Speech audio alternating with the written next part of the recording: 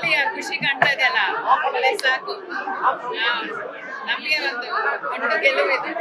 ಸಂಗೀತನ ನೋಡಿದ್ರೆ ಎಲ್ಲೋ ಹೊಸ artist experience ಅವರ ಡೆಡಿಕೇಶನ್ ಬೇರೆ ಮೇಲೆ ನಿಮಗೆ ಮಗ ಅಂತ ಹೇಳ್ತಾರೆ. ಇವ್ರ ಮಗ ಇದುವರೆಗೂ ನೀವು ಮಾತಾಡಿರೋದು ಮಗನ್ ತರ ಇರೋರು ತಾಯಿ ಹತ್ರ, ಅಡಾಪ್ಟೆಡ್ ತಾಯಿ ಹತ್ರ.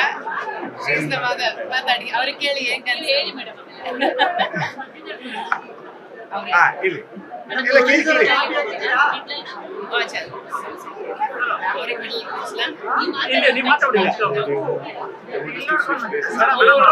ಸಂಜೆ ಅವರ ಪರಿಶ್ರಮ ಅವಾಗ ನೋಡ್ತಾ ಇದ್ರಿ, ಅದಕ್ಕೆಲ್ಲ ಸಕ್ಕದಾಗಿ ಒಂದು ಉತ್ತರ ತುಂಬಾ ಶ್ರಮ ಪಟ್ಟಿದ್ದಾನೆ.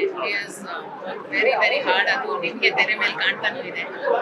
ಅದಕ್ಕೆಲ್ಲ ಒಂದು ಪ್ರತಿಫಲ ಸಿಕ್ಕಿದೆ ಅಂತ ಅನ್ಕೊಂಡಿದ್ದೀನಿ. ಯಾಕಂದ್ರೆ ಪ್ರತಿಯೊಬ್ಬರಿಗೂ ತುಂಬಾ ತುಂಬಾ ಮೆಚ್ಚುಗೆ ಆಗ್ತಾ ಇದ್ದಾನೆ.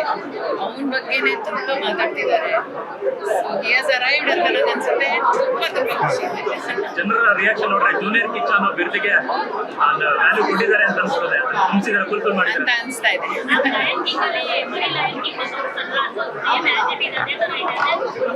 ಮರಿ ಕಿಚ್ಚ ತೋರಿಸ್ತಿದ್ದಾರೆ ಅನ್ನೋ ತರ ಸ್ಕ್ರೀನ್ ಬರೀ ಪ್ರತಿಯೊಂದು ಸೀನಲ್ಲೂ ನಮ್ಗೆ ಹಂಗೆ ಏನ್ ಹೇಳ್ತೀರಿ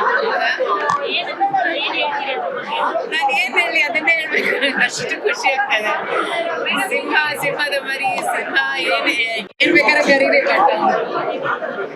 ಬಟ್ ಅವನು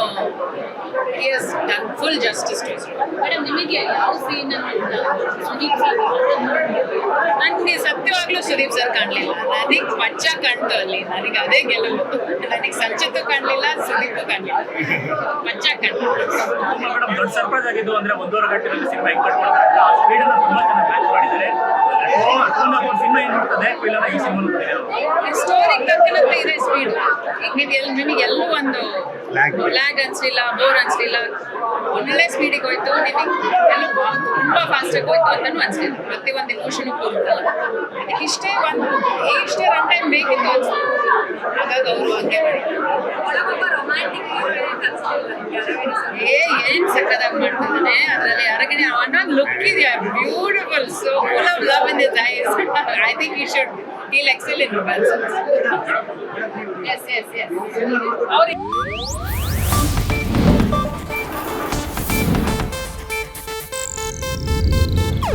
ಇದು ಏಷ್ಯಾನೆಟ್ ನ್ಯೂಸ್ ನೆಟ್ವರ್ಕ್ ಪ್ರಸ್ತುತಿ.